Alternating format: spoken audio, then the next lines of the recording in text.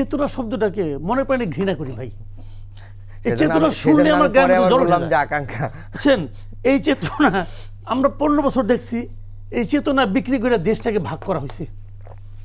এখন আমরা গত 2 বছর ধরে দেখতেছি এই চেতনা বিক্রি করে দেশটাকে ভাগ করা হচ্ছে এবং কেউ কেউ মতলব হাসিল করতেছে। যে চেতনা উচ্চারণ করে তারাই আমার কাছে মনে হয় যে একটা মতলববাজ। চেতনা জিনিসটা কি? জুলাইয়ের যে বক্তব্যটা, জুলাইয়ের সময় যে ঘটনাটা ঘটেছে, এটা কে করেছে ভাই? এদেশের সাধারণ মানুষ করেছে। কথা পরিষ্কার। ওই আজকে যে সমস্ত সিপাহ সালার দেখেন না, এদের কোনো বেলই নেই। এরা যে ওখানে ডিবি উঠে যে সিগনেচার করে আসছিল না, আন্দোলন প্রত্যাহার করলাম, আন্দোলন প্রত্যাহার হয়েছে, হয় নাই কেন? হয় না এই কারণে তারা লিডার আসলে ছিল না।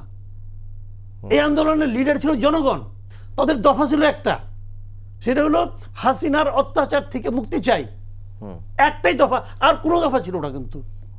এবং হাসিনার 5 তারিখ হাসিনা চলে গেছে, 8 তারিখ পর্যন্ত সরকার হয় নাই কেন? হয় না এই কারণে কোনো দফা তো ছিল না আর তাদের। যে হাসিনা চলে গেছে ওরাও যার যার মতো ঘরে চলে গেছে। এক দফার আন্দোলন ছিল, ওইটি হলো মূল জিনিস। হাসিনার পতন চাই। হাসিনার পতন হয়ে গেছে, হাসিনা সরকারের পতন হয়েছে।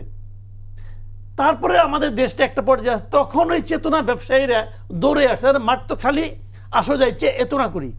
এবং এই চেতনা করে কেউ কেউ মন্ত্রী হয়েছে, কেউ অমুক হয়েছে, কেউ তমুক হয়েছে। সারা দেশে প্রশাসনকে তারা হ্যান্ডেল করছে, ডিসি বদলি করছে কিন্তু এই চেতনা ব্যবসায়ীরা। এখন আবার চেতনা বিভক্তি করতেছে।